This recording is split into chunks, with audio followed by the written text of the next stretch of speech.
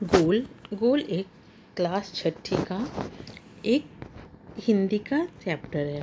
Goal goal it means इस पाठ का नाम जो पढ़ के आपके मन में कुछ गोल वस्तु का नाम या चित्र उभरे होंगे, गोल गेंद, गोल रोटी, गोल चंद्रमा आदि। लेकिन यह पाठ एक विशेष प्रकार का गोल है और उसे करने वाले के बारे में इस में है।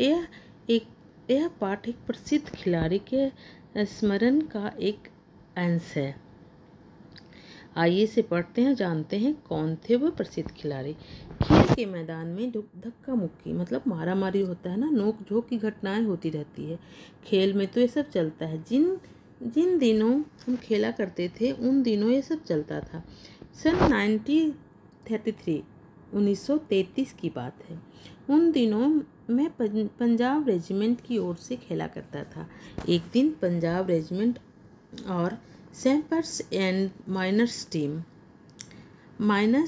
टीम के बीच में मुकाबला हो रहा था। माइनर्स टीम के खिलाड़ी मुझसे गेंद छीनने की कोशिश करते, लेकिन उनकी हर कोशिश बेकार जाती। इतने में एक खिलाड़ी ने गुस्से में आकर हॉकी स्टिक मेरे सिर पर दे मारी। मुझे मैदान से बाहर लाया गया। थोड़ी देर बाद मैं पट्टी बांधकर फिर मैदान में आ पहुंचा। आते ही मैंने उस खिलाड़ी की पीठ पर हाथ रखकर कहा, तुम चिंता मत करो, इसका बदला मैं ज़रूर लूँगा। मेरे इतना कहते वो खिलाड़ी घबरा गया। वो हर समय मुझे ही देखता रहता कि मैं कब उसके सिर पर हॉकी स्टिक मारने वाला हूँ। मैंने एक के बाद एक झटपट 6 गोल कर दिए। खेल खत्म होने के बाद फिर उस खिलाड़ी की पीठ थपथपाई और कहा, दोस्त खेल में इतना गुस्सा अच्छा नहीं। मैंने तो अपना बदला ले ही लिया है। अगर तुम मुझे हॉकी नहीं मारते तो शायद मैं तुम्हें 2 ही गोल से हराता। वह खिलाड़ी सचमुच बड़ा शर्मिंदा हुआ। देखा आपने मेरा बदला लेने का ढंग। सच मानो बुरा काम करने वाला आदमी हर समय इस बात से डरता रहता है कि उसके साथ भी बुराई की जाएगी। आज मैं जहाँ भी जाता हूँ बच्चे व बूढ़े मुझे घेर लेते हैं और मुझसे मेरी सफलता का राज जानना चाहते हैं। मेरे पास सफलता का कोई गुरु मंत्र तो है नहीं। हर किसी को यही कहता कि लगन, साधना और खेल की भावना ही सफलता की सबसे बड़ी मंत्र है। मेरा जन्म 1904 में प्रयाग के एक साधारण परिवार में हुआ।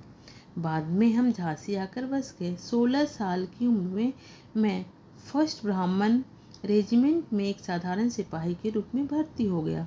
मेरे रेजिमेंट में का हॉकी खेल में काफ़ी नाम था। जो रेजिमेंट था उसमें हॉकी खेल में काफ़ी नाम था, पर खेल में कोई दिलचस्पी नहीं थी। उस समय हमारे रेजिमेंट के सूबेदार मेजर तिवारी थे। वो बार बार मुझे हॉकी खेलने के लिए कहते। हमारी छावनी में हॉकी खेलने का कोई निश्चित समय नहीं था। सैनिक जब चाहे मैदान में पहुंच जाते और अभ्यास शुरू कर देते। उस समय मैं एक नौसिखिया खिलाड़ी था। नौसिखिया मतलब बिल्कुल नया नया जो सीखने वाला होता है उसको नौसिखिया खिलाड़ी कहते हैं। जैसे जैसे मेरे खेल में निखार आता गया वैसे ऐसे मुझे तरक्की भी मिलती है। जैसे जैसे वो अच्छा खेलने लगा वैसे वैसे उसको तरक्की भी मिलती गई। सन 1936 में बर्लिन ओलंपिक में मुझे कप्तान बनाया गया। बर्लिन ओलंपिक था, उसमें उसको कप्तान बनाया गया। उस समय मैं सेना में लॉन्स नायक था। क्या था? लॉन्स नायक था। बर्लिन ओलंपिक में लोग मेरे हॉकी खेलने के ढंग से इतने प्रभावित हुए कि उन्होंने मुझे हॉकी का जादूगर कहना शुरू कर दिया। क्या कहा उनको? हॉकी का जादूगर कहना शुरू कर दिया। इसका मतलब नहीं कि सारे गोल मैं ही करता था। मैं तो हमेशा एक कोशिश करता था कि गेंद को गोल के पास ले जाकर अपने किसी साथी खिलाड़ी को दे दूं ताकि उसे गोल करने का श्रेय मिल जाए। क्या मिल जाए? श्रेय मिल जाए। अपनी इसी खेल भावना के कारण मैंने दुनिया में खेल प्रेमियों का दिल जीत लिया। बर्लिन ओलंपिक में हमें स्वर्ण पदक मिला। खेलते समय मैं हमेशा इस बात का ध्यान रखता हूँ कि हार या जीत मेरी नहीं बल्कि पूरे देश की हो। मेजर ध्यानचंद। यह जो खिलाड़ी है, यदि कोई खिलाड़ी अपनी आत्मकथा का नाम गोल रखे, इसका नाम पढ़कर इतना तो तुरंत समझ में आ जाता है कि उस खेल में उसे खेल से कितना प्यार रहा होगा। जी हाँ, वो अमर खिलाड़ी हैं, हॉकी का जादूगर कहे जाने वाले मेजर ध्यानचंद। क्या उन्हें मेजर ध्यानचंद इतना महान कि भारत उनके जन्मदिन को राष्ट्रीय खेल दिवस के रूप में मनाया जाता है। उनका जन्मदिन को क्या खेल दिवस, राष्ट्रीय खेल दिवस के रूप में माना जाता है, जिससे लाखों भारतवासी उनके जीवन में से प्रेरणा ले सके।